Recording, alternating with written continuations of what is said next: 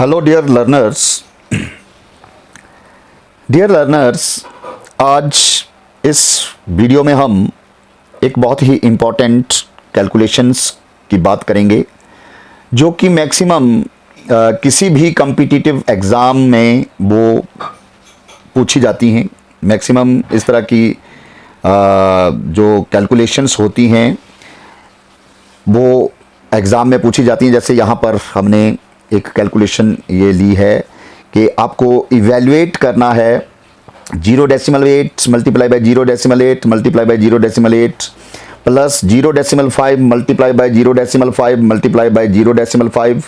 Whole upon में है 0.8 multiply by 0.8 फिर minus 0.8 multiply by 0.5 plus 0.5 multiply by 0.5।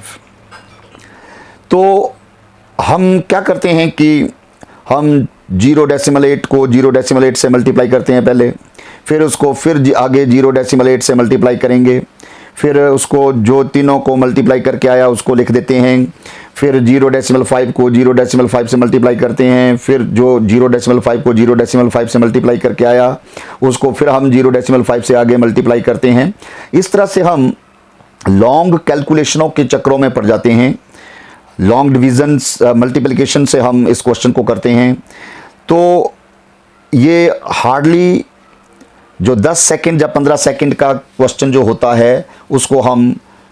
2-4 minute जो है वो लगा देते हैं, और कई बार फिर भी हमारी जो है वो कैलकुलेशन जो है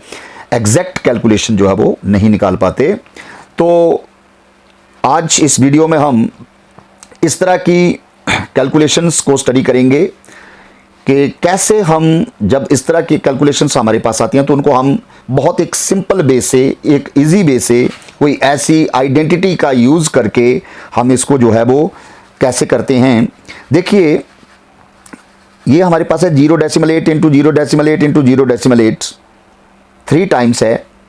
और ये 0.5 भी 3 टाइम्स है आपके पास, और बीच में इनके प्लस है। मतलब अगर हम देखें तो ये हमारे पास, अगर हम क्या करें कि इसको हम मान लेते हैं कि लेट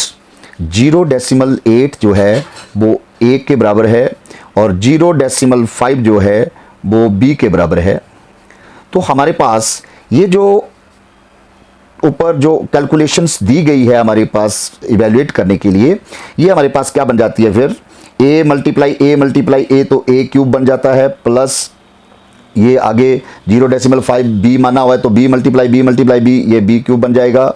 और होल अपॉन में हमारे पास ये क्या हो जाएगा 0.8 इंटू 0.8 तो ये हो जाएगा a स्क्वायर, फिर माइनस a इंटू बी और प्लस ये बन जाएगा b स्क्वायर। और देखिए, आपने एक आइडेंटिटी की हुई है a cube plus b cube. Specially आपने आइडेंटिटी ये की हुई है कि क्या होती है ये आइडेंटिटी हमारे पास a plus B into a square minus A B plus b square. ये when we make the factor of this type of identity a cube plus b cube, तो वो फैक्टराइजेशन फॉर्म हमारे पास क्या होती है a plus B into A square minus A B plus B square, और whole upon में भी हमारे पास क्या है A square minus A B plus B square. तो ये देखिए, ये माइनस ए स्क्वायर से ये पूरा factor A square minus A B plus B square से नीचे भी A square minus A B plus B square, ऊपर नीचे ये फैक्टर कैंसिल हो गया। हमारे पास क्या बच गया, ये हमारे पास बच गया a प्लस बी, और a प्लस बी मतलब a को हमने 0.8 माना हुआ है और b को हमने 0.5 माना हुआ है। तो इन दोनों को आप प्लस कर दीजिए, और दोनों को प्लस करके हमारे पास क्या आ गया 1.3। This will be the answer. अगर हम लॉन्ग कैलकुलेशन के चक्रों में पढ़ेंगे तो पहले 0.8 को 0.8 से मल्टीप्लाई करेंगे, तो वो लॉन्ग प्रोसेस आने को तो आ भी सकता है हमारा वो, ठीक है। पहले इसको 3 टाइम्स मल्टीप्लाई करेंगे, फिर इसको 3 टाइम्स करेंगे, फिर नीचे इनको 2 टाइम्स, चलो वो तो किया होगा हमने, फिर 0.8 इंटू 0.5 को करेंगे आपस में, फिर इनको प्लस माइनस करेंगे, तो कितना टाइम लगेगा। अगर हम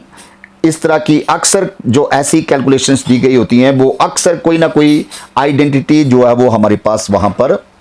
दी गई होती है। जो स्पेशल प्रोडक्ट्स होते हैं हमारे पास, आपने पढ़े हुए हैं स्पेशल प्रोडक्ट्स किस तरह के, कुछ आइडेंटिटीज़ हमने प्रीवियस वीडियोस में भी स्टडी की थी, कुछ हम यहाँ करेंगे। जैसे सपोज हमारे पास कुछ स्पेशल प्रोडक्ट्स इस तरह से आ जाएं। स्पेशल प्रोडक्ट्स जो आइडेंटिटीज़ होती हैं, अगर वो हमारे दिमाग में हों तो हम डायरेक्टली उनका यूज़ करके जो है वो उनको कर सकते हैं। तो ये हमारे पास जो फर्स्ट आइडेंटिटी है कि अगर आपके पास x plus A multiply by X plus B multiply by X plus C, इस तरह से ये 3 फैक्टर जो हैं, फर्स्ट टर्म जो है वो इसकी हर एक की फैक्टर की सेम है, बाकी आगे ए बी सी अलग अलग हैं। तो अगर ऐसा आ जाए हमारे पास तो ये स्पेशली हमारे पास फॉर्मूला किसके बराबर होता है। वैसे हम इसको मल्टीप्लाई करके कर सकते हैं, लेकिन मल्टीप्लाई करके ये एक लॉन्ग प्रोसेस बन जाता है हमारे पास। तो इस जो हम आइडेंटिटी निकालते हैं है वो भी मल्टीप्लाई करके आई हुई है, लेकिन वो आइडेंटिटी क्या हो जाएगी हमारे पास, ये इसको आप लिख देते हैं एक्स क्यूब, फिर प्लस यहाँ पर हमारे पास बीच में ए प्लस बी प्लस सी, ए प्लस बी प्लस सी और बार एक्स स्क्वायर इसके साथ, फिर प्लस हमारे पास क्या आ जाता है, bracket A B plus B C plus C A, और इसके बाहर जो हमारे पास आएगा होल में एक्स आ जाएगा, और आगे प्लस में हमारे पास क्या आ जाता है, ए बी सी। अगर ये आइडेंटिटी हमें पता है कि x plus A X plus B X plus C के लिए डायरेक्ट हम इस तरह से लिख सकते हैं, तो हमें ज़्यादा कैलकुलेशन करने की ज़रूरत नहीं पड़ती। वैसे ये जो मल्टीप्लाई करके ही हमारे पास ये आइडेंटिटी बनी है कि जब हम x प्लस ए को पहले x प्लस बी से मल्टीप्लाई करेंगे वो X square plus B X plus A X इस तरह से आएगा, ठीक है। और जब इसको मल्टीप्लाई करके हम जो 2 को कर लिया फिर तीसरे से करेंगे तो हमारे पास ये चीज़ें आती हैं, तो हम इसको डायरेक्टली इस तरह से जो है वो मल्टीप्लाई करके लिख सकते हैं। या आपके पास दूसरी स्पेशल आइडेंटिटी कौन सी है कि हमारे पास आ जाता है इस तरह से कि A plus B into A square minus A B plus B square. तो ये तो अभी हमने ऊपर जो क्वेश्चन किया है इसी में ऊपर स्टडी किया हमने, ये हमारे पास होता है ए क्यूब प्लस बी क्यूब। और सेम बेस से हमारे पास ये एक आइडेंटिटी इस तरह की है कि a minus B into A square plus A B plus B square. ऐसी अगर हमारे पास आइडेंटिटी आ जाती है तो ये इसकी क्लोज्ड फॉर्म क्या होती है, ए क्यूब माइनस बी क्यूब, ठीक है। तो ऐसी अगर कुछ एक आइडेंटिटीज़ जो स्पेशल होती हैं वो अगर हमारे पास हैं तो हम डायरेक्टली उनका यूज़ करके कैलकुलेशंस में जो दी गई हैं उनको डायरेक्टली मल्टीप्लाई ना करके, जैसे यही दी थी हमारे पास 0.8 मल्टीप्लाई में, तो अगर बाय द वे हमारे दिमाग में अगर ये आइडेंटिटी ना होती तो मैं भी इसको क्या करता, पहले 0.8 से मल्टीप्लाई करता इसको, फिर जो आता फिर उसको इसके साथ मल्टीप्लाई करता, तो हमारा थोड़ा सा टाइम वेस्ट होगा वहाँ पर निकालने को। तो हम उससे भी निकाल सकेंगे इसको, लेकिन टाइम वेस्ट होगा, तो हम क्यों ना इसका अगर देख लें एक मतलब उसको क्वेश्चन को ध्यान से कि क्या हमारे पास कोई इस तरह की कोई अलजेब्रिक एक्सप्रेशन, कोई इस तरह की कोई आइडेंटिटी तो नहीं बन रही है यहाँ पर कि हम जिसका यूज़ करके इसको इजीली सॉल्व कर लें। तो इस तरह से हम इसको यूज़ कर सकते हैं। और हमारे पास और भी आइडेंटिटीज़ इस तरह की होती हैं कि A plus B into A minus B, तो ये तो आपने किया ही है कि ये हमारे पास ए स्क्वायर माइनस बी स्क्वायर होता है। और कुछ और भी आइडेंटिटीज़ हमने स्टडी की थी, जैसे हमारे पास ऐसी फॉर्म बन जाती है कि A plus B plus C into A square plus B square plus C square, B square plus C square minus A B minus B C minus C A. ऐसी इस तरह से हमारे पास मल्टीप्लिकेशन में कोई टर्में हों तो हम उसका वो करके यूज़ करके इस आइडेंटिटीज़ का ये कि किसके बराबर होती है, ये directly equals to A cube plus B cube plus C cube और माइनस 3ab इसके बराबर होती है। तो हम इनका यूज़ करके हम कैलकुलेशनें ये कर सकते हैं। हम एक और इसी तरह की हम कैलकुलेशन करते हैं। जैसे आपके पास दिया गया है सपोज कि 0 डेसिमल आपको इवैल्यूएट करने को दिया हुआ है कि इवैल्यूएट करिए 0 decimal 6 multiply by 0 decimal 6 multiply by 0 decimal 6 minus 0 decimal 3 multiply by 0 decimal 3 multiply by 0 decimal 3 और अपॉन में हमारे पास दिया गया है 0 decimal 6 multiply by 0 decimal 6 plus 0 decimal 6 multiply by 0 decimal 3 फिर प्लस हमारे पास दिया गया है 0 डेसिमल 3 मल्टीप्लाई बाय 0 डेसिमल 3। तो इस तरह की जब हमारे पास कैलकुलेशन दी गई है तो अक्सर हम क्या अगर ना हमें आइडेंटिटीज़ का नॉलेज हो, ना पता हो, तो हम क्या करते हैं, फटाफट इनको मल्टीप्लाई करना शुरू कर देते हैं। बट उससे लॉन्ग हमारी कैलकुलेशन जाएगी, लंबा टाइम लगेगा और उसमें ऑथेंटिसिटी नहीं होती कि एग्जैक्ट आंसर हमारा निकले भी या नहीं निकले। तो अगर हम इसमें इसको ध्यान से देख लें तो ये हमारे पास देखिए 0.6 इंटू 0.6 इंटू 0.6 3 टाइम्स है, ये 0.3 भी 3 टाइम्स है हमारे पास। तो अगर हम इसमें इसको a के बराबर मान लें कि लेट 0.6 जो है वो a के बराबर है एंड 0.3 इक्वल्स टू b के इक्वल है ये हमारे पास। तो हमारे पास यहाँ पर जो ऊपर कैलकुलेशन दी गई है ये एक इस तरह की आइडेंटिटी बन जाती है a cube minus B cube, क्योंकि a मल्टीप्लाई a जब करेंगे तो a क्यूब हो जाएगा और वैसे b मल्टीप्लाई b करेंगे तो b क्यूब हो जाएगा। और अपॉन में हमारे पास ये जो दिया गया है 0.6 इंटू 0.6 तो इसको आप a स्क्वायर लिख सकते हैं और ये आगे प्लस ये ab आ गया हमारा 0.6 इंटू 0.3 तो a into B A B plus 0.3 into 0.3 है तो हमारे पास ये क्या हो जाएगा बी स्क्वायर।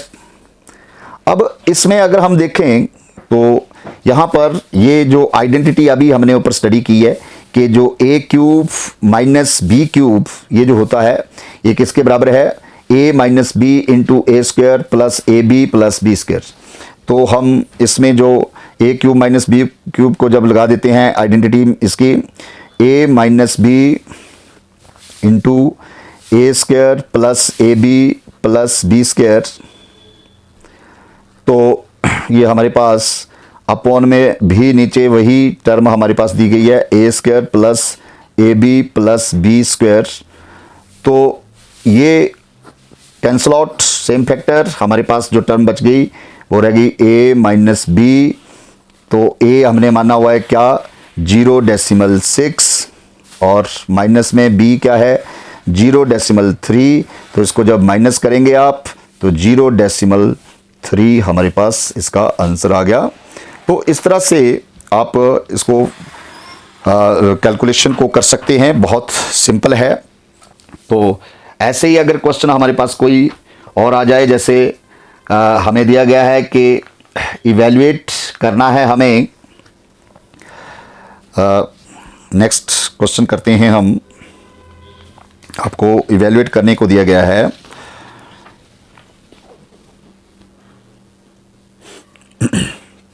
इवैल्यूएट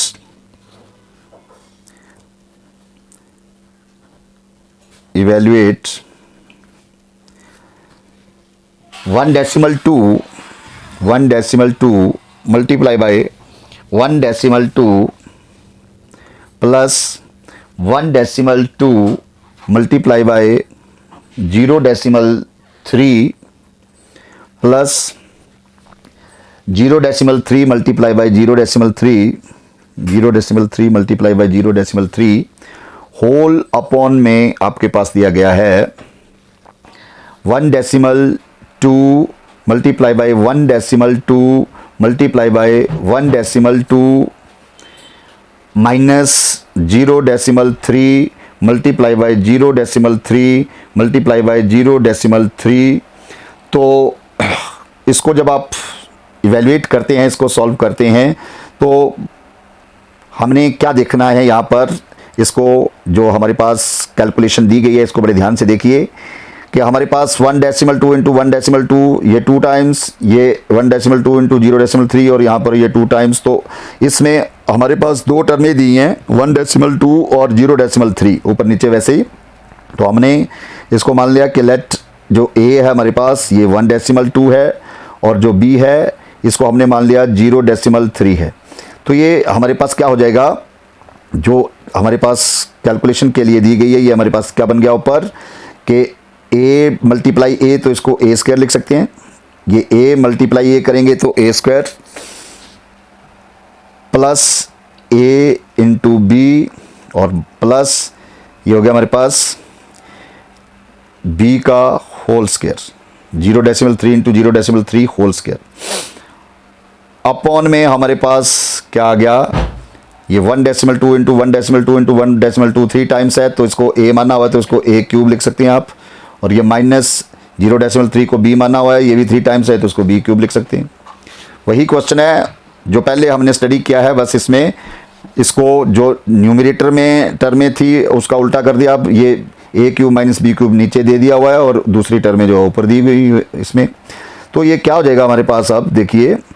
कि a square plus A B plus B square upon में नीचे फॉर्मूला हमारे पास आइडेंटिटी बन गई a cube minus B cube और वो क्या होता है a minus B into A square plus A B plus B square, ये होता है हमारे पास। तो ये सेम फैक्टर ऊपर नीचे जो है वो कैंसिल आउट हो गया हमारे, और क्या बच गया 1 अपॉन a माइनस बी, और 1 अपॉन a माइनस बी हमारे पास क्या हो जाएगा, this is equals to 1 upon a 1 decimal 2 है हमारा और माइनस इसमें हमने कर दिया 0 डेसिमल 3 और क्या हो गया ये हमारे पास 1 अपॉन 1 डेसिमल 2 माइनस 0 डेसिमल 3 करेंगे तो हमारे पास क्या हो जाएगा 0 डेसिमल 9। और इस 0 डेसिमल 9 को आप डेसिमल हटा के ऐसे भी लिख सकते हैं 1 अपॉन 9 अपॉन 10, 1 अपॉन 9 अपॉन 10 और in next step it will be 1 multiplied by 10 upon 9 and this is equals to 10 1 जा 10 upon 9। तो ये हमारे पास 10 upon 9 जो है वो इसकी वैल्यू आ जाएगी। तो ये तो था हमारे पास कि हम a b c मान के करते हैं। अगर आपको डायरेक्टली नॉलेज है कि हमें पता है कि ये जो हमारे पास टर्में जो आई हुई हैं 1 डेसिमल 2 या 1 डेसिमल 0 डेसिमल 3, तो अगर आपके पास डायरेक्ट नॉलेज है कि ये हमारे पास वो फॉर्म बन सकती है तो ए बी मानने की ज़रूरत भी नहीं होती है। आप डायरेक्ट इसको ऐसे भी लिख सकते हैं, ऐसे इसको अल्टरनेटिव हम ऐसा भी कर सकते हैं, इसको डायरेक्ट आप 1 डेसिमल 2 होल स्क्वायर लिख दो प्लस 1 डेसिमल 2 इंटू 0 डेसिमल 3 फिर प्लस 0 डेसिमल 3 होल स्क्वायर लिख दिया हमने, और अपॉन में हमारे पास जो 1 डेसिमल 2 होल क्यूब लिख सकते हैं आप माइनस 0 डेसिमल 3 होल क्यूब। तो ये हमारे पास जो है इसको होल स्क्वायर खोलने की ज़रूरत नहीं है, ऊपर एज इट इज़ रहने देना आपने, और नीचे जो है वो आप फॉर्मूला लगा दोगे 1 decimal 2 whole square plus 1 decimal 2 into 0 decimal 3 plus 0 decimal 3 whole square. तो अपॉन में हमारे पास इसका 1 डेसिमल 2 माइनस 0 डेसिमल 3 और a cube minus b cube formula बन गया है, और इसमें 1 decimal 2 whole square plus 1 decimal 2 into 0 decimal 3 plus 0 decimal 3 whole square. तो ये फैक्टर हमारा ऊपर नीचे सेम कैंसिल हो जाएगा और हमारे पास वही 1 अपॉन 1 डेसिमल 2 माइनस 0 डेसिमल 3 हमारे पास 0 डेसिमल 9 आ जाएगा। And in next step it will be 1 upon 9 upon 10 और that is 1 multiply by 10 upon 9। तो आप ऐसे भी कर सकते हैं डायरेक्टली इसको, जहाँ ए बी मान के जैसे भी आप करना चाहते हैं, बट आप उन कैलकुलेशंस को पहचानिए कि हमारे पास किस तरह की आइडेंटिटी ये दी गई है और हम क्या इसमें लगा सकते हैं, क्योंकि अमूमन मैक्सिमम ऐसी कैलकुलेशनें जो कॉम्प्लिकेटेड टाइप हमें लगती हैं, बट वो किसी ना किसी आइडेंटिटी के अकॉर्डिंग जो है वो सॉल्व होने वाली होती हैं। तो जो भी हमारी आइडेंटिटीज़ हैं, जो अलजेब्रिक आइडेंटिटीज़ हम यूज़ करते हैं, a plus B whole square, a minus B whole square, या हमारे पास a प्लस बी इंटू जो है a square minus A B plus B square, ऐसी जो आइडेंटिटी हमारे पास a cube minus B cube वाली हैं या a cube plus B cube वाली हैं, जो भी ये आइडेंटिटीज़ हैं इनको हमें ढंग से अच्छी तरह से जो है वो लर्न करना होता है, दिमाग में रखना होता है कि जब भी हम किसी भी कॉम्पिटिटिव एग्ज़ाम में बैठते हैं तो हमारे दिमाग में ये जो आइडेंटिटीज़ होनी चाहिए वो अच्छी तरह से जो है वो होनी चाहिए कि हम किसी क्वेश्चन को देखते ही टर्म को हम पहचान लें कि हम इसमें ये वाली आइडेंटिटी का इसका यूज़ कर सकते हैं। होते बहुत सिंपल क्वेश्चन है, ऐसे हमें देखने को लगता है कि ये कॉम्प्लिकेटेड टाइप्स हैं, लेकिन होते बहुत सिंपल हैं। और हमें नॉलेज ना होने के बजाय हम क्या करते हैं कि फटाफट उनको मल्टीप्लाई शुरू कर देते हैं। तो जब मल्टीप्लाई शुरू करते हैं हम तो होने को तो वो हो जाता है, लेकिन हम कहीं जल्दी में हड़बड़ाहट में हम उसको गलत कर देते हैं और फिर उसको हम छोड़ देते हैं कि ये हमारा आंसर कोई भी नहीं आ रहा है जी। ठीक है, तो आपने इन आइडेंटिटीज़ का फ़ायदा उठाना है। जो भी आइडेंटिटीज़ हमने स्टडी की हैं इस वीडियो में या प्रीवियस वीडियो में भी हमने बहुत सारी आइडेंटिटीज़ स्टडी की हैं, आप उनका जो है वो लाभ उठाएं, उनको ध्यान से पढ़ें और लर्न करें। तो आई होप कि आपको ये वीडियो जो है वो अच्छा लगा होगा, आपके competitive exam point of view से ये आपको हेल्प करेगा। तो अगर ये वीडियो आपको अच्छा लगा है तो आपने इसको ज़्यादा से ज़्यादा लाइक करना है, शेयर करना है, और अगर चैनल पर नए हो तो प्लीज़ सब्सक्राइब भी करना है। Thank you.